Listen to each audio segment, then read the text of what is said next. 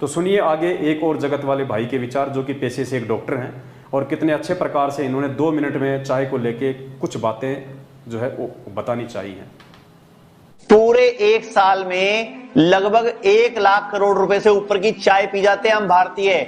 चाय अमृत है या विष है, ये निर्णय आपको खुद लेना है। हम कर रहे हैं आज चाय पर चर्चा, तो मैं 5 ऐसे पॉइंट बताऊंगा जिसके बाद आप खुद डिसीजन लेंगे। नंबर 1, 2006 में एक जर्मन स्टडी हुई थी।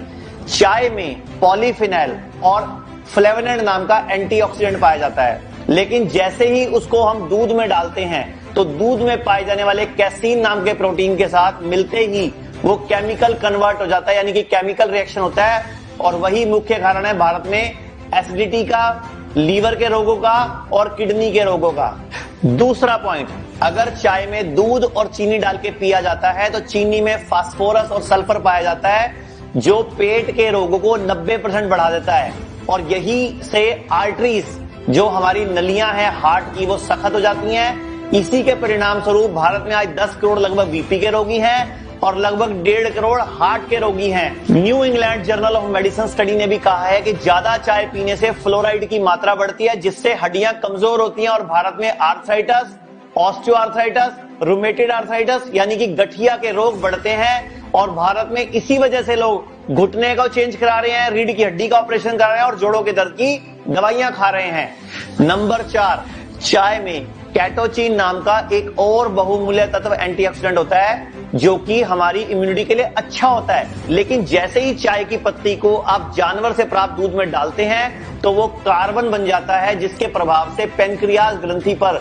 कार्बन यानी कि टॉक्सिन्स जमता है, केमिकल जमता है, जिसका प्रभाव क्या है कि भारत में आज 9 करोड़ लोग शुगर की गोली रोज खा रहे हैं और लगभग 1.5 करोड़ लोग किडनी के पेशेंट हैं। दूध वाली चाय के 1 कप में लगभग 150 से 200 कैलोरी हो जाती हैं, और जो व्यक्ति 3 से 4 कप रोज चाय पीता है तो सोचो 500 से 700 कैलोरीज एक्स्ट्रा ले ली, जिसकी वजह से मोटापा बढ़ता है, कोलेस्ट्रोल बढ़ता है, और भारत पूरे विश्व में हार्ट की प्रॉब्लम की राजधानी बनता जा रहा है।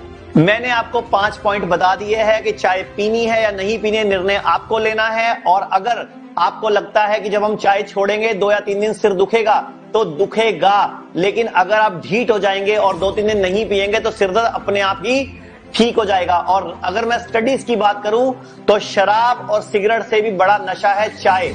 और अगर आप अपने किसी को चाहते हो कि उसको ब्रेस्ट कैंसर ना हो, ब्लड कैंसर ना हो, ब्रेन में ट्यूमर ना हो, उसको कोई सेप्सिस ना हो, भविष्य में पेट में पानी ना भरे, लीवर फेल ना हो, या कोई प्रोस्टेट कैंसर ना हो पुरुषों को, और सबसे बड़ी बात, मैं आप सबको चौंकाने वाली बात बताने लगा हूं, चाय पीने से सेक्स क्षमता घटती है। दूध वाली चाय पीना बंद कर दीजिए भारतीयों। हजारों करोड़ की दवाइयां खा जाते हो आप बाद में इलाज के नाम पे, तो आज ही दूध वाली चाय छोड़ के हर्बल टी को अपना लीजिए।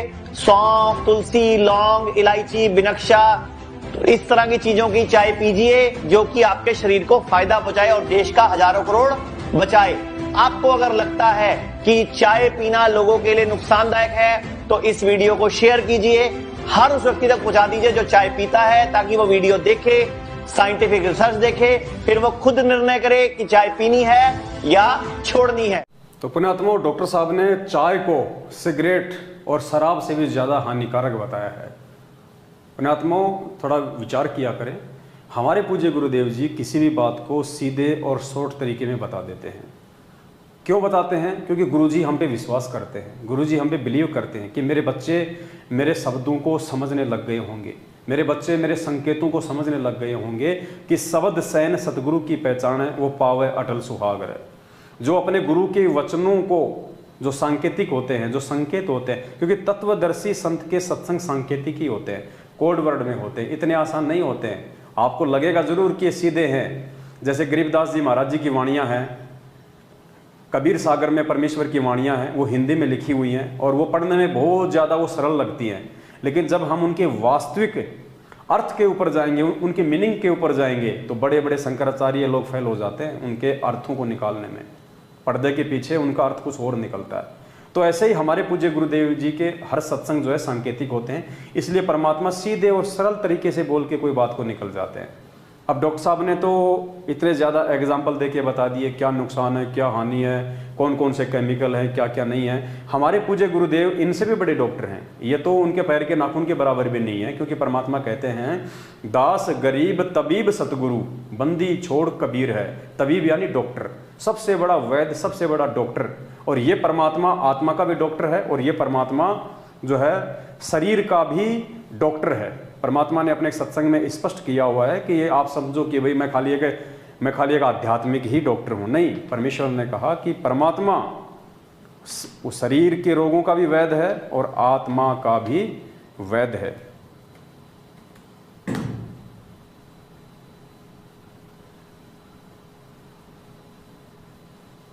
सुनिए परमपिता परमात्मा का ये सत्संग कि कबीर परमात्मा सब रोगों का वैद्य है। शरीर के रोग भी जो हमारे यहाँ लगते हैं और आत्मा के रोग का भी वो वैद्य है। आत्मा का रोग कौन सा है? जन्म और मृत्यु का।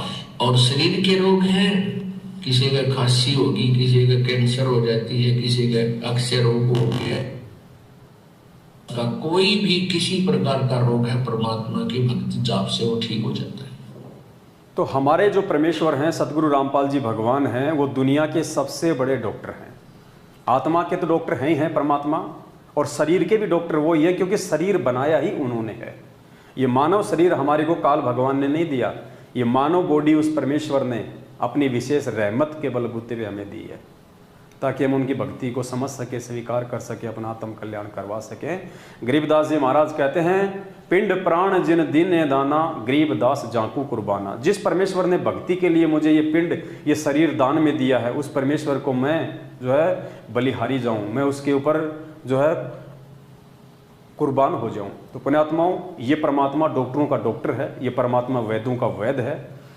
बाकी ये जो छोटे मोटे डॉक्टर हैं, जो MBBS या MD वाले, हमने इनकी छोटी छोटी बातों का सहारा लेना पड़ता है, क्योंकि कुछ बातें ये लोग जो है खोल के बता देते हैं, जो हमारे पूज्य गुरुदेव समय अभाव के चलते जो है नहीं बता पाते हैं।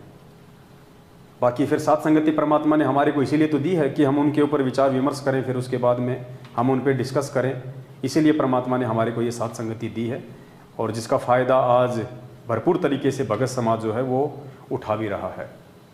आप देखिए सतगुरु रामपाल जी भगवान ने एंड में दयानंद जी के ऊपर सत्संग करते हुए, और परमेश्वर ने चाय को भी एक नशा घोषित कर दिया। जैसा कि राजीव दीक्षित जी ने आपको बताया कि चाय एक नशा है, शराब और सिगरेट से भी ज़्यादा इसके नुकसान हैं। और उधर जो डॉक्टर साहब थे उन्होंने भी आपको काफ़ी अच्छे से बता दिया उसमें कितने प्रकार के केमिकल मिले होते हैं, जो हमारे को कितने प्रकार के डायबिटीज़, एसिडिटी, किडनी के रोग, हमारे लीवर को ख़राब करती है, कितने सारे उन्होंने उसके जो है अवगुण बता दिए। अब सुनिए वेदों के वैद्य, डॉक्टरों के डॉक्टर परमपिता परमात्मा सतगुरु रामपाल जी भगवान के मुख कमल से, जिन्होंने आर्य समाज के संस्थापक दयानंद सरस्वती के ऊपर सत्संग करते हुए कि वो काहे का समाज सुधारक था, भांग वो पीता था, तमाकू वो पीता था, सुल्फा वो पीता था, चाय पीता था। परमेश्वर ने चाय को भांग, तमाकू और सुल्फे के साथ में जोड़ के बराबर की कैटेगरी में खड़ा कर दिया, नशे की कैटेगरी में, अवगुण की कैटेगरी में। जैसे हम भांग पी के भक्ति नहीं कर सकते, चाय हम लोग तमाकू पी के भक्ति नहीं कर सकते, क्योंकि वो हमारे शरीर को जो है वो प्रभावित करेगी, हमारे लीवर को खराब करेगी, हमारी सुषुम्ना नाड़ी को जो है वो अवरुद्ध कर देगी, और शारीरिक रोग हो जाएंगे तो हम भक्ति कहाँ से कर पाएंगे। तो परमेश्वर ने चाय को भांग तमाकू के साथ में जोड़ के एक नशा घोषित कर दिया। पुण्यात्माओं, ये एक आदेश है, ये वचन हो गया गुरु जी का। जो विवेकी आत्मा होंगी वो इन चीजों को पकड़ लेंगी और परमेश्वर के शब्द पे चलेंगी। और फिर परमात्मा ने कहा कि ये चाय तो हमारे हरियाणा में लगभग 60 साल से प्रवेश हुई है। कब से? 60 साल से। उससे पहले तो लोग दूध, दही, छाछ खाया करते थे। यानी इस जहर को लोग खाली 50-60 साल में हरियाणा में पीने लगे, देश में पीने लगे। उससे पहले कोई चाय नहीं पीता था कोई। और ये दयानंद गुरु जी कह रहे हैं कि 150 साल पहले चाय पीता था, 125 साल पहले। काहे का समाज सुधारक था ये। इसको परमात्मा ने जो है नशेड़ी की संज्ञा दी है एक सत्संग में। तो पुण्यात्माओं, परमेश्वर के इस वचन के अनुसार चाय का भी उतना ही भक्ति मार्ग में नुकसान है जितना भांग और तंबाकू का है। अब आप कहोगे यार गुरुजी ने ये बातें हमारे को मतलब मना क्यों नहीं किया, गुरुजी ने नियमों में क्यों नहीं लिखा? अरे तो परमात्मा ने तो नियमों में तो सोना पहनने का भी नहीं लिखा, लेकिन सत्संग में परमात्मा ने बिल्कुल साफ साफ मना कर दिया कि सोना तो भगत को अपने घर में भी नहीं रखना। अब घर में नहीं रखना तो शरीर पे पहनने का तो आदेश है ही नहीं। सोने में तो भैया काल का प्रवेश है, मान बड़ाई जो है मतलब पैदा होती है सोने से, दिखावा पैदा होता है। तो लिखा तो परमात्मा ने सोने का भी नहीं है, लेकिन सत्संग में कह दिया बेटा सोना नहीं पहनना। लिखा तो परमात्मा ने दूध और गुड़ को एक साथ खाने से शारीरिक रोग होते हैं, फार्म पे नहीं लिखा, लेकिन मालिक ने अपने सत्संग में कह दिया कि दूध और गुड़ को एक साथ खाने से क्या क्या शारीरिक नुकसान होते हैं। भगत ने दूध और गुड़ दोनों को एक साथ नहीं खाना चाहिए। तो हर चीज को परमात्मा फार्मों पे नहीं लिखेंगे। इस भक्ति मार्ग में हजारों नियम है, इस भक्ति मार्ग में कदम कदम पे नियम है। जितने तुम सत्संग सुनोगे, जितना तुम्हारा विवेक खुलता चला जाएगा, उतनी सावधानियां, उतने ही नियम है। अगर परमात्मा नियम लिखने लग जाए तो 500 पेज की पुस्तक छोटी पड़ जाएगी। अब वो पुस्तक नियमों की तुम्हें दे के परमात्मा तुमसे भक्ति से दूर करना चाहेगा क्या? लेकिन मालिक को पता है कि धीरे धीरे जब ये सत्संग सुनेगा, इसका बुद्धि विवेक काम करेगा, तो धीरे धीरे इन चीज़ों से दूर हट जाएगा। तो सुनिए अब परमपिता परमात्मा का ये अनमोल सत्संग, जिसमें परमेश्वर ने चाय को भांग और तंबाकू के साथ में जोड़ के उसको एक नशा घोषित कर दिया। और उसके बाद यदि कोई भगत भाई बहन चाय पीता है तो वो कितना अपने गुरुदेव के वचन को फॉलो करता है, कितना गुरुदेव के सत्संगों को फॉलो करता है, और कितना वो गुरुदेव के सांकेतिक इन सत्संगों को समझ पाने की बुद्धि रखता है। महर्षि दयानंद के बारे में जो लोकवेद दंत कथा सुनाई जाती है कि बड़े समाज सुधारक थे। ये काहे के समाज सुधारक थे? ये स्वयं भांग पिया करता, तम्बाकू खाया करता, तम्बाकू सूंघा करता, नंगा फिरा करता और ओका पिया करता और चाय पिया करता 100 वर्ष पहले। हमारे यहाँ हरियाणा प्रांत के अंदर तो चाय अभी मेरे ख्याल में 60 वर्ष से प्रवेश हुई होगी। सब दूध दाद पिया करते, अपना खूब दही खाया करते, और ये उससे पहले भी चाय पीता था। इसका प्रमाण आपको इन्हीं के करकमलों द्वारा, आर्य समाजियों की करकमलों द्वारा लिखी पुस्तकों से प्रमाणित करता है। दास देखिएगा, पुण्यात्माओं, चाय को परमात्मा ने भांग और तंबाकू के साथ में जोड़ के एक अवगुण घोषित कर दिया, एक नशा घोषित कर दिया। अब जो बुद्धिमान भगत होगा, जो गुरु वचन पे चलने वाला भगत होगा, वो तो इससे किनारा कर लेगा। और जो भगत ज्ञान आधार से इस व्यसन से, इस बुरी आदत से, इस जहरीले पेय पदार्थ से दूरी बना लेगा, तो वो चाहे कितना ही आदि क्यों ना हो, पहले परमात्मा उसके साथ रहेगा, परमात्मा उसके दिमाग में भी नहीं आने देगा। दास और जो कजोड़ भगत जी हैं, हम सब पिया करते थे पहले। आज परमेश्वर ने इतनी रजा बख्श दी है कि चाय अब हमें सौपन में भी अच्छी नहीं लगती। और दास ने आपको बता दिया, अगर मार्केट में भी दास जाता है तो समोसे, कचौरी, चाउमीन, बर्गर का बिल्कुल देखते ही वोमिट आती, उल्टी, इच्छा ही नहीं करती। जो पहले खाया करते थे बिना ज्ञान के, सिर्फ जूस वगैरह पी लेते हैं, और वो भी बिल्कुल सादा, सेक नहीं पीते, क्योंकि आइसक्रीम में भी कितने ज़्यादा जो है मिलावट है। सिर्फ कभी कभार सादा जूस पीते हैं बस। तो पुण्यात्माओं, हमने अपनी क्रियाओं को ठीक करना पड़ेगा, और इन क्रियाओं को ठीक हमने परमात्मा के ज्ञान आधार से करना पड़ेगा, परमेश्वर के सत्संगों से करना पड़ेगा। ये मानव शरीर और ये बुद्धि और सद्बुद्धि परमात्मा ने इसीलिए बख्शी है कि परमेश्वर हमें संकेत करें, उन संकेतों को समझ के हम भक्ति मार्ग में आगे बढ़ें। हमारे लिए क्या हमारे हित में है, क्या हमारे लिए नुकसानदायक है, उन चीज़ों को हमने स्वयं ही समझना पड़ेगा। हर चीज़ के लिए आपको परमात्मा आदेशित नहीं करेगा, निर्देशित नहीं करेगा। तो पुण्यात्माओं, ये चीज़ें हमने स्वयं समझनी पड़ेंगी। तो ये परमेश्वर का अनमोल ये सत्संग था। उसके बाद देखो परमात्मा ने हमारे को खाने के लिए क्या क्या वस्तुएं दी, किन किन चीज़ों के लिए परमात्मा ने हमारे को आदेशित किया। बाइबल पढ़ाते समय परमात्मा ने बताया कि परमेश्वर ने 6 दिन में सृष्टि रच के 7वें दिन अपनी तख्त पे विराजमान हुए, और परमेश्वर ने हम जीवों को, मानव शरीरधारी प्राणियों को क्या क्या वस्तुएं खाने के लिए दी। और गुरुदेव ने कहा कि सतयुग में तो शेर भी मांस नहीं खाता था। चाय तो छोड़ो पुण्यात्माओं, इंसान का मालिक ने कहा कि पहले ये आज जो ये मांसाहारी जो जानवर हैं, ये सतयुग में मांस नहीं खाते थे। इनको परमात्मा ने जो नुकीले दांत और जो पंजे दिए ना, परमात्मा ने बताया कुछ ऐसे पेड़ होते हैं, कुछ ऐसे वृक्ष होते थे जिनकी छाल आती थी मोटी खाने की, वो पंजा मार के वो छाल को, उस पेड़ की छाल को जो है खाया करते थे। या कुछ पेड़ ऐसे होते थे, ये जो है वो पंजा मार के उसमें छेद कर दिया करते थे, फिर उसमें से दूध जैसा एक वो पेय पदार्थ निकलता था। शेर भी उसको पिया करता था। आगे चल के फिर वृत्ति गिरती चली गई और जानवर तो छोड़िए 70% इंसान ही मांसाहारी हो गए। तो सुनिए परमात्मा का ये बाइबल से दिया गया ये प्रमाण कि परमेश्वर ने हमें जो बीज वाले फल फ्रूट पौधे जो भी दिए परमात्मा ने, वो खाने का हमारे को परमात्मा ने आदेश दिया था। सुनिए। अब देखो ये 5 पृष्ठ पे है, ये हम पढ़ रहे हैं 26-27। अब हमने 29 पढ़ लिया कि फिर परमेश्वर ने कहा, सुनो, जितने बीज वाले छोटे छोटे पेड़ सारी पृथ्वी के ऊपर हैं और जितने वृक्षों में बीज वाले फल होते हैं वे सब मैंने तुमको दिए हैं, वे तुम्हारे भोजन के लिए। ठीक है। अब आगे देखो 30 नंबर श्लोक में, और जितने पृथ्वी के पशु और आकाश के पक्षी और पृथ्वी पर रेंगने वाले जंतु हैं जिनमें जीवन का प्राण है, उन सब के लिए सबके खाने के लिए सब हरे हरे छोटे पेड़ दिए हैं। और वैसा ही होगा। किसी पशु पक्षी को भी एक दूसरे का मांस खाने का आदेश परमात्मा का नहीं है। अपने आत्मा जब सृष्टि प्रारंभ हुई, सतयुग के अंदर शेर भी मांस आहार नहीं करते थे, एक दूसरे को नहीं खाते थे। अब इनके पंजे वगैरह इसलिए दिए हैं ऐसे मजबूत। पहले ये क्या करते थे, वृक्षों की जैसे आपने किक्कर देखी होगी, बबूल के पेड़ का इतना मोटे मोटे गोंद लग जाता है, गोंद, और वो बहुत ही पौष्टिक आहार होता है। तो शेर उनको खाते थे। या जैसे कुछ ऐसे पेड़ हैं जिनमें से दूध निकलता है, उसको थोड़ा सा पंजा मार कर पाट दे तो उसमें से दूध बह निकलता है। इस तरह के आहार किया करते थे। बाद में समय गिरता चला गया और इन्होंने ऐसे एक दूसरे को खाना प्रारंभ कर दिया। मनुष्य मांस नहीं खाते थे, बिल्कुल छूते भी नहीं थे। एक आधा दुष्ट आत्मा दूसरी बात हो तो प्रत्येक युग में होता ही है। और अब देख लो इंसान भी मांस खाने लग गए, इसको बाढ़ को। वैसे भी कहीं आप देखो कोई कुत्ता मरा पड़ा हो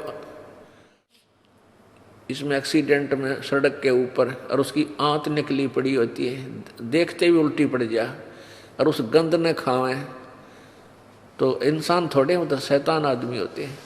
तो परमात्मा ने बहुत सुंदर आहार हमें दिया है। देखो काजू किशमिश बादाम हैं, अखरोट, सेब, संतरे, भाई ये फल खाओ हैं। दूध दे रखा है, पशु का दूध लो, घी बनाओ, हलवा खाओ हैं। तो हम जो ये इसको त्याग करके जो मांस खाते हैं वो पाप कमा रहे हैं, वो ऐसा नहीं करना चाहिए।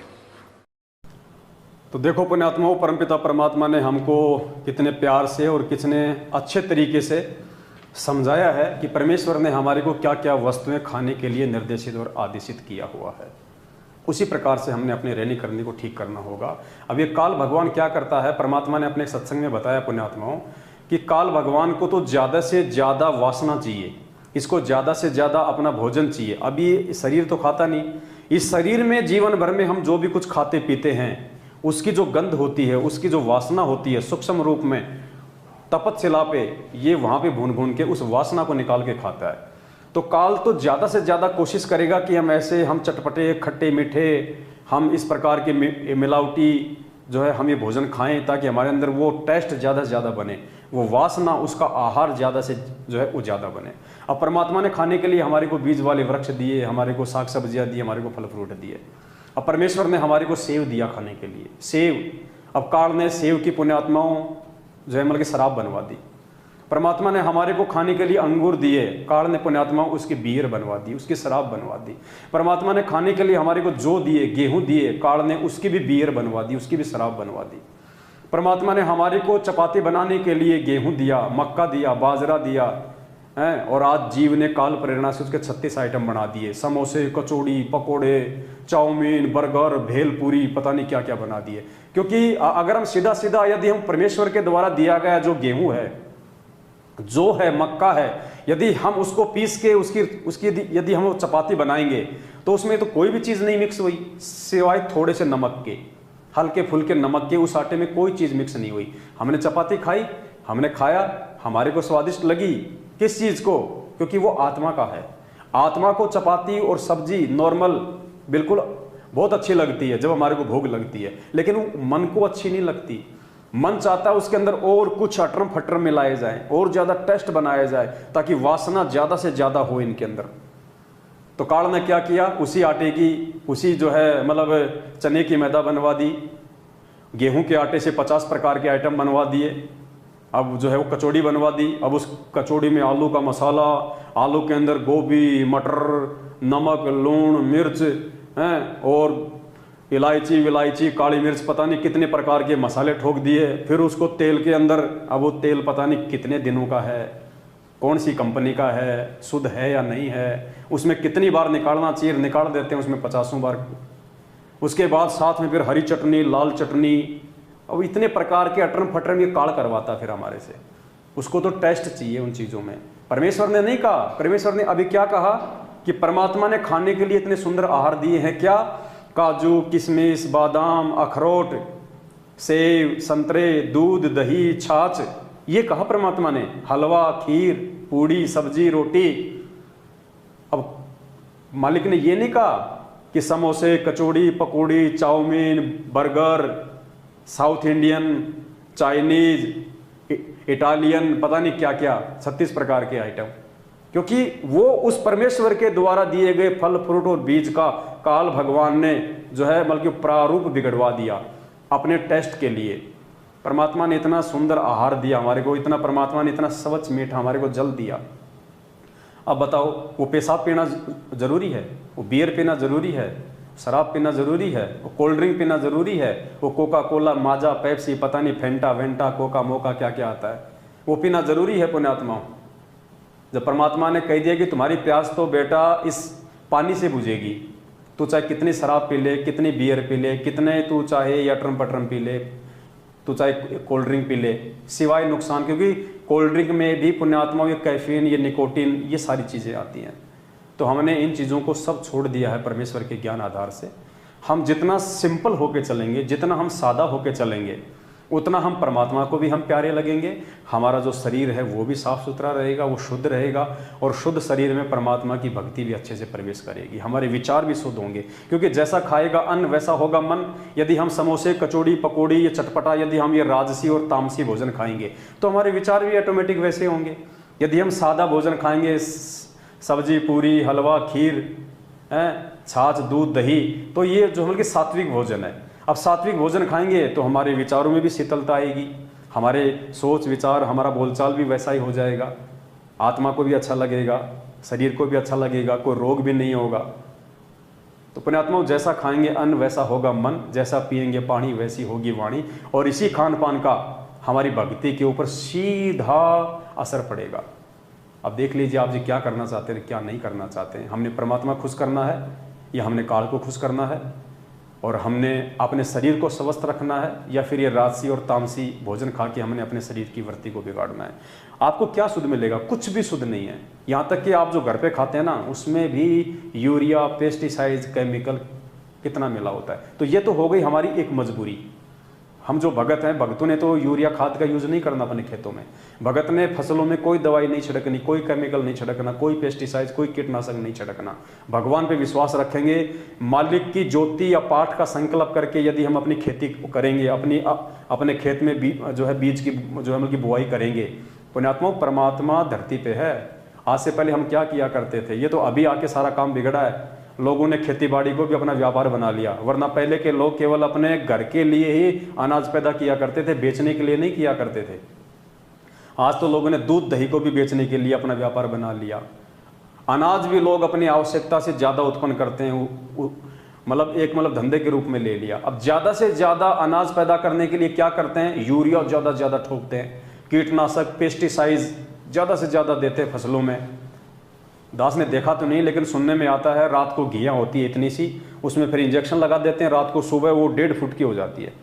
अब बताओ पुण्यात्मा, वो जहर हम खा रहे हैं, साग सब्जियों में भी मिलावट हो गई, हर चीज़ में। दास ने एक दिन देखा था ये जो पालक आता है, ये जो धनिया आता है, ये जो पुदीना है, ये बिल्कुल मतलब बिल्कुल मुरझाया हुआ था, बिल्कुल बेबस मुरझाया हुआ, मरा हुआ। और उन्होंने एक बाल्टी में पानी लिया, उसमें कोई केमिकल डाला हरा हरा, और उसमें उस धनिया की गड्डी को, उस पुदीने की गड्डी को उसमें डाला, सिर्फ मुश्किल से 4 या 5 सेकंड के लिए। उसके बाद उसको यूं फड़फड़ाया, वो बिल्कुल हरा हरा हो गया, बिल्कुल उसकी पत्तियां यूं हो गई, बिल्कुल टाइट हो गई सोल्जर की तरह। अब बताओ, वो केमिकल हम खा रहे हैं, बासा सड़ा हुआ भूसा हुआ केमिकल युक्त हम खा रहे हैं। तो कोशिश करो पुण्यात्माओं, आप जितने भगत भाई बहन हैं, आप यदि कोई किसान है, अपने खेत में यदि आप इस प्रकार से अपना अन्न पैदा करते हैं, तो आप जी परमात्मा के आशीर्वाद से, मालिक पे विश्वास करके, हम मर्यादा में हैं, परमात्मा के बच्चे हैं, परमात्मा क्या नहीं कर देगा। परमेश्वर तो बिना अन्न के फसल दे दे हमारे को। एक सत्संग में यहाँ तक कह दिया भगवान ने कि तुम्हारे घर में दो दाने नहीं होंगे, 2 दाने, सुबह तुम्हारी रसोई में अनाज का मटका भरा हुआ मिलेगा। बताओ कहाँ खेती बाड़ी, कहाँ हमने सब्जी उगाई, कहाँ हमने बीज डाला। तो ये परमात्मा जो चाहे सो कर दे, सतगुरु जो चाहे सो कर ही, भरम पड़ो मत कोई, सेव धड़ पे सी चढ़ाया पाछा करी रसोई। इस पे केवल विश्वास करने की आवश्यकता है। तो हम परमात्मा के वचन पे चले, हम यूरिया और पेस्टिसाइड को ज़्यादा महत्व ना दें। आपके घर पे यदि कोई गाय भैंस बैल हैं, तो आप जी उनका जो खाद है, जो गोबर है, वो आप अपने खेतों में दें, ताकि हम भी शुद्ध खाएं, दूसरों को भी हम शुद्ध खिलाएं। क्योंकि हमें क्या कहा परमात्मा ने कि भगत को मिलावट नहीं करनी है।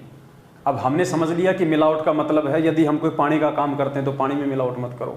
हम यदि कोई दूध का काम करते हैं तो दूध में पानी मत मिलाओ। नहीं, हम बीज में यूरिया डाल रहे हैं, पेस्टिसाइड डाल रहे हैं, कीटनाशक डाल रहे हैं, क्या वो मिलावट नहीं है? परमात्मा हर चीज़ को खोल के नहीं बताएगा। कुछ चीज़ें फिर हमने साथ संगति से, अपनी बुद्धि विवेक से समझनी पड़ेंगी। आप उस अन्न अनाज में आप जो मिलावट कर रहे हो, वो जहरीला पदार्थ डाल रहे हो, आप उसमें खुद भी जहर खा रहे हो, अपने दूसरे भाई बहनों को भी, जगत वालों को आप जहर खिला रहे हो, रिश्तेदारों को जहर खिला रहे हो। फिर कल को वो जहर हमारे शरीर में जाएगा, 20 प्रकार के हमारे को रोग होंगे। वही फसल जो है वो भैंस खाएगी, भैंस दूध देगी, वो दूध कौन सा फिर वो शुद्ध होगा? तो पूरे संसार में इस प्रकार से जहर फैला हुआ है। तो परमेश्वर ने कहा कि हम भक्तों ने धीरे धीरे उन चीज़ों से पीछे हटना है। अब हमने उन चीज़ों को उसी प्रकार से धीरे धीरे ठीक करना, जैसे लोगों ने अपने स्वार्थ के लिए और काल प्रेरणा के चलते अज्ञानता में उन चीज़ों को उन्होंने बिगाड़ा है। तो पुण्यात्माओं, हमने बाजार का कुछ भी नहीं खाना है। ये एक दास कोई आदेश नहीं दे रहा, ना देने का अधिकारी है, ना कोई दबाव दे रहा। हमने छोड़ा है, हम आपको एक अच्छी सलाह दे रहे हैं। मानना न मानना ये आपके ऊपर है। अब आप जी कहीं ट्रेन में जा रहे हो, आपका 2 दिन का सफ़र है, कहाँ खाना खाओगे बाहर? आपने ट्रेन में ऑर्डर दे दिया, वेटर आ गया, हाँ जी साहब, ऑर्डर, शाम का ऑर्डर। आपने कहा साहब, क्योंकि आप भगत हैं, शुद्ध शाकाहारी हैं, तो आपने ऑर्डर दे दिया जी 2 प्लेट चावल। ठीक है साहब, चला गया वेटर। शाम को साहब, वो तो सबका ऑर्डर लेता है, वो तो चिकन बिरयानी, अंडर बिरयानी, वो अंडा बिरयानी, चिकन बिरयानी, मटन बिरयानी, सब लेता है वो तो ऑर्डर। और एक ही जगह बनता है सारा काम वहाँ पे। किसी ने पकोड़े बनवाए तो भी वो तो वही ऑर्डर लेगा, ऑर्डर लेके वहाँ चला गया। अब वहाँ क्या हो रहा है पुण्यात्माओं? पहले तो लोगों को अंडा बिरयानी दे के आया, किसी को चिकन बिरयानी दे के आया है। अब चिकन बिरयानी बन गई ज़्यादा, अंडा बिरयानी बन गई ज़्यादा, या किसी ने नहीं ली, वो बच गई, तो वो फेंकते तो है नहीं, आपको पता, वो तो उसका इस्तेमाल करते हैं। अब उसने देखा यार भगत जी का ऑर्डर है 1 चावल का, 2 प्लेट का। अब वो क्या करेगा? उस चावल में से वो चिकन निकाल देगा, वो अंडा निकाल देगा, और आपको वो प्लेट दे देगा। लो जी भगत जी, आपकी शुद्ध शाकाहारी बिरयानी। क्या खा रहे हो आप? आपकी पीठ पीछे क्या हो रहा है?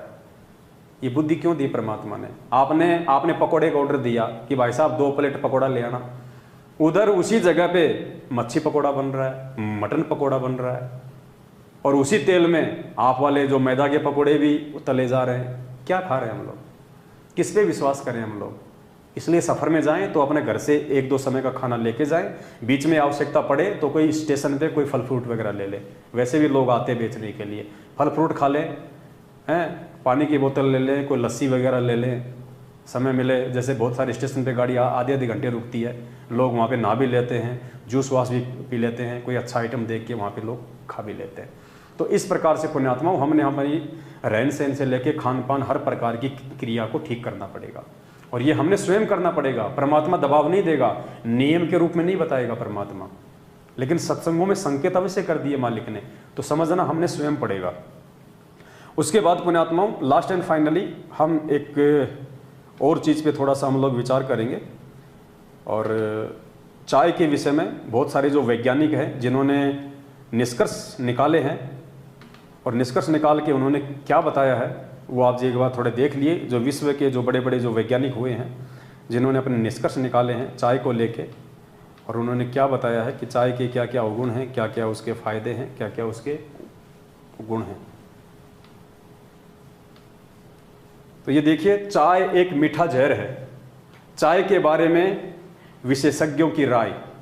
सबसे पहले भोजन विशेषज्ञ डॉक्टर हेग एमडी लिखते हैं, सबसे अधिक अम्ल चाय में होता है। चाय में मांस से भी 8 गुना ज्यादा तेजाब होता है। ये आपकी आंखों के सामने है, लिखा हुआ है। भोजन विशेषज्ञ डॉक्टर हेग एमडी क्या लिखते हैं, सबसे अधिक अम्ल यानी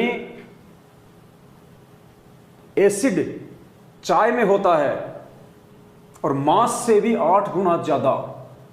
सोचिए हम क्या जहर पी रहे हैं। उसके बाद चलिए नंबर 2, संसार में विषमय खाद्य पदार्थों की सूची में चाय का स्थान नंबर 1 पे है। संसार में विषमय यानी जहरीले खाद्य पदार्थों की सूची में चाय का स्थान पहले नंबर पे है। इसीलिए परमात्मा ने चाय को तंबाकू और भांग के साथ में जोड़ के बताया, पुण्यात्माओं ये भगवान है। बिना रिसर्च के, बिना वैज्ञानिक की पुस्तकें पढ़े परमात्मा ने सीधे शब्दों में बोल दिया, दयानंद के साथ में चाय को भांग और तंबाकू के साथ में जोड़ के। ये संकेत अब हमने स्वयं समझने पड़ेंगे हम क्या जहर खा रहे हैं। उसके बाद में डॉक्टर ओडिनेड, चाय शराब से अधिक हानिकारक है। अब बताइए, आप तो कह रहे हैं हमने शराब छोड़ दी, आप तो कह रहे हैं हम बियर पीते नहीं, हम लोग शराब पीते नहीं, हम तो भगत बन गए गुरु जी के। चाय तो नहीं छोड़ी ना, और चाय नहीं छोड़ी तो सोचो आपने शराब भी नहीं छोड़ी अभी तक। क्या लिखते हैं डॉक्टर ओपिनेड, चाय शराब से अधिक हानिकारक है। इन निष्कर्ष हैं इनके बरसों की रिसर्च के। आगे चलिए नंबर 3, डॉक्टर ब्लाड का क्या विचार है। चाय से भूख मर जाती है, फिर कब्ज, सिर में चक्कर और मूर्छा के आक्रमण प्रारंभ हो जाते हैं। कितना नुकसान दे रही है चाय हमारे को। अरे चाय से भूख मरेगी तो हम भोजन थोड़ा खाएंगे तो शरीर में जो है पोषक तत्वों की कमी हो जाएगी, फिर हम लोग बीमार पड़ेंगे, फिर नए नए रोग होंगे, फिर डॉक्टरों को लाखों रुपया देंगे। बताओ कितना नुकसान है एक कप का, विचार कीजिए। आगे चलिए, डॉक्टर गोपाल स्वरूप भास्कर का कथन है, चाय के लगातार उपयोग से लकवा, बहरापन आदि रोग हो जाते हैं। पुण्यात्माओं, लकवा हो गया तो सात संगतियों में कैसे आओगे, और बहरे हो गए तो गुरुजी के सत्संग कैसे सुनोगे। बताओ, इतना बड़ा फालतू की आफत है, छोड़ो इसको। डॉक्टर खिस कैम्ब्रिज विश्वविद्यालय का दृष्टिकोण है, चाय पीने से थकावट मिटती नहीं अपितु बढ़ती है। हमारे 2-4 भगत भाई बहन है, नाथू जी है, वो चाय के 2-2 गिलास लेते हैं साथ संगति में। तो भाई से निवेदन है, भाई चाय थकान दूर नहीं करती। डॉक्टर साहब कह रहे हैं कि चाय से तो थकान ज्यादा होती है। और देखो उसका सीधा सीधा असर हम लोग देखते हैं साथ संगति में। 12 बजे के बाद में आप जी लंबे होके सो जाते हो, 12 बजे के बाद आप साथ संगति में नहीं रहते, आप जी नींद में चले जाते हो, मृत्यु शैया पे चले जाते हो आप। भगत जी विचार करो बड़े भाई। आगे चलिए, डॉक्टर एडमंड सेफोर्ट सबरी लिखते हैं, चाय से अनिद्रा रोग होता है, यानी चाय से नींद भी नहीं आती, रोग हो जाता है। फिर अब नींद संपूर्ण नहीं लेंगे तो सारा दिन दिमाग में बताओ तनाव रहेगा, हमारा स्वभाव धीरे धीरे जो है वो चिड़चिड़ा हो जाएगा। अब चिड़चिड़ा स्वभाव अगर भगत का हो गया पुण्यात्मा, तो भक्ति कहां से होगी। तो डॉक्टर साहब कहते हैं कि चाय से अनिद्रा रोग होता है, स्मरण शक्ति नष्ट हो जाती है। बताओ, भगत की मेमोरी भी नष्ट हो जाती है। और यही कारण है आज किसी भगत को गुरुजी के 2 शब्द भी याद नहीं है पूरे। किसी भी भगत को शुरू की 2 लाइन छोड़ के 2 शब्द भी याद नहीं है, क्योंकि चाय पी के सबने अपनी मेमोरी खराब कर रखी है। देखो पुण्यात्माओं क्या हाल हो रहा है। चाय से स्मरण शक्ति नष्ट होती है तथा मूत्राशय की धारण करने की शक्ति भी डाउन हो जाती है, यानी पेशाब भी जो है वो कम उतरता है। अब थोड़ा पेशाब उतरेगा तो पुण्यात्मा बाकी का कहां जाएगा, शरीर में घूमता रहेगा, वो पॉइजन बनेगा, बीमारियों को जन्म देगा। डॉक्टर JW मार्टिन का कहना है, चाय पीने से नेत्र के नीचे कालापन और उदासी होती है। आंखों के नीचे ये काला काला जो धब्बा आप देखते हो ना, कई लोग कहते हैं कि छोरा बहुत रात दिन पढ़ाई करता है, वो पढ़ाई से नहीं, वो या तो नींद ना लेने से या फिर चाय का सेवन ज़्यादा मात्रा में करने से होता है। तो बताओ, आपके चेहरे की सुंदरता को भी चाय जो है नष्ट कर रही है। प्रोफेसर मेंडल क्या बताते हैं, चाय पीने के बाद पेशाब में यूरिक एसिड दुगना हो जाता है। अब ये देखो दास, तो जानते नहीं यूरिक एसिड क्या होता है, लेकिन है तो कोई नुकसान की चीज ही, तो फायदा क्या फिर इसका। डॉक्टर कार्तिकेय बोस का विचार है, चाय पीने के कारण पेट की गड़बड़ियां बढ़ती हैं। ये तो हम सभी जानते हैं, चाय पीने के बाद में उसमें अम्ल की मात्रा, क्योंकि हमारा जो पेट होता है, पेट के अंदर ही बनती है गैस यानी अम्ल। हमारे पेट में तो वैसे ही मतलब अम्ल बनता है, गैस बनती है, और चाय पीने से उसकी मात्रा और ज़्यादा हो जाती है। तो फिर ये जो खट्टी खट्टी डकारे आते हैं, जो एसिडिटी होती है, यहाँ से कोई चीज़ चलती है, यहाँ आके वो अटक जाती है, ये क्या है? एसिडिटी। अब बताओ, भगत कहाँ से मंत्र जाप करेगा? बेचारा सतनाम का सुमन कर रहा है, उधर से आया ऊपर से, यहाँ के अटक गया, खट्टा खट्टा लगा, कहाँ से बेचारा मंत्र करेगा? तो पुण्यात्मा, छोड़ो इन रोगों को।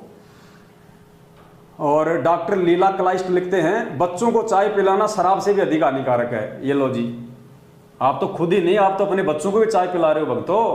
अरे जगत को तो ज्ञान नहीं है, जगत के ऊपर तो कोई प्रतिबंध नहीं लग सकता, क्योंकि उनके ऊपर मालिक का आशीर्वाद नहीं है। उनको कोई बताने वाला नहीं, कोई समझाने वाला नहीं, समझाए तो उसके शब्दों का असर नहीं होगा। जगत तो बेचारा पी सकता है चाय, लेकिन हम भगत क्या कर रहे हैं? क्या कह रहे हैं डॉक्टर साहब? बच्चों को चाय पिलाना शराब से भी अधिक हानिकारक है। अगर बच्चों के लिए चाय पीना मतलब शराब पीना, तो बड़े के लिए कम से कम बियर तो मान लो, तो नुकसान तो हो रहा है ना। आप अपने बच्चों को चाय नहीं, शराब पिला रहे हैं। आप अपनी जनरेशन को जो है मतलब बर्बाद कर रहे हैं। अब माता बहनें जो है बचपन से चाय पीने लग जाती हैं, गर्भवती होती हैं फिर भी चाय पीती हैं। अब वो बच्चा, आजकल बच्चे पैदा होते नहीं, उससे पहले उनके वो चश्मा चढ़ जाती है, सफ़ेद बाल हो जाते हैं, किसी की हाइट नहीं बढ़ रही, कोई मोटा ज़्यादा हो रहा है, कोई बिल्कुल ही मोटा नहीं हो रहा। ये सब क्या है? ये खान पान का असर है। ये चाय जैसे, कोल्ड ड्रिंक जैसे, चाउमीन, पकोड़े सकोड़े हैं, ये कचौरी, ये बर्गर, ये पिज्ज़ा, ये सब हमारी जनरेशन को भी प्रभावित कर रहे हैं। तो पुण्यात्माओं, हम स्वस्थ रहेंगे तो हमारे जो भगत होंगे आने वाले समय में, जो बच्चे होंगे, वो भी तो परमात्मा के दया से स्वस्थ पैदा होंगे, तो वो अपनी भक्ति करेंगे अच्छे से। तो हम क्या कर रहे हैं? अपना भी शरीर बर्बाद कर रहे हैं, आने वाले भक्तों की भी नस्लें खराब कर रहे हैं, परमात्मा के दोषी हो रहे हैं उल्टे। डॉक्टर गिस्मैन अमेरिका का कहना है, क्या कह रहे हैं डॉक्टर गिस्मैन जी? दिन में 3 प्याले से मांसपेशियों में खिंचाव, स्नायु रोग, चिंता, भय, हृदय कप तथा मस्तिष्क के रोग होते हैं। ये लो जी, बताओ, चाय पीने से आदमी में डर बैठ जाता है, शरीर में कंपी शुरू हो जाती है, मांसपेशियों में खिंचाव शुरू हो जाता है। कई कहते हैं यार बादल हो गए, मेरा तो शरीर दुख रहा है। अरे बादलों से नहीं दुख रहा, वो तेरे चाय दुखा रही है। वो चाय का जो कनेक्शन बादलों से हो गया फिर। तो पुण्यात्मा, दुनिया जिनको ज्ञान नहीं है, तत्व ज्ञान, और वो लोग भी चाय को जहर बता रहे हैं, चाय को शराब बता रहे हैं, शरीर के लिए जो है मतलब रोग उत्पन्न करने वाली वस्तु बता रहे हैं। और उल्टा हमारे गुरुजी ने तो सीधे सीधे शब्दों में कह दिया, हम इनकी बात ना माने, कोई महत्व नहीं इनकी बातों का। लेकिन हमारे बाप ने बोल दिया कि वो भांग पीता था, वो सुल्फा पीता था, वो तमाकू खाता था, वो चाय पीता था। चाय पे जोर दिया परमात्मा ने, भांग पे इतना नहीं दिया। मतलब भांग से भी ज्यादा हानिकारक होगी भगत के लिए। तो हमने तो अपने गुरु वचन पे चलना है। गुरुजी ने, अगर कल को गुरुजी ने बोल दिया कि रोटी भी नहीं खानी बेटा, तो नहीं खानी तो नहीं खानी, चाहे उसमें जहर हो चाहे उसमें अमृत हो, हमने गुरु वचन पे चलना है। और कहते भाई जो गुरु वचन पे डट गए कट गए फंद 84 के, भाई जो गुरु वचन पे डट गए कट गए फंद 84 के। तो पुण्यात्माओं, ये कुछ बातें थी जो परमात्मा जी के आशीर्वाद से दास ने आपके सामने रखी हैं। अगर ये चीज़ें बताने में दास से कहीं कोई त्रुटि हुई हो तो दास अपने परमपिता परमात्मा से क्षमा प्रार्थी है, और आप सभी भाई बहनों से भी दास माफ़ी चाहेगा। एक बार फिर से परमात्मा दया बख्शेंगे तो एक नई वीडियो के साथ में आपके सामने हाजिर होंगे। तब तक के लिए सत साहिब, बंदी छोड़ सतगुरु रामपाल जी भगवान की जय हो। सत साहिब।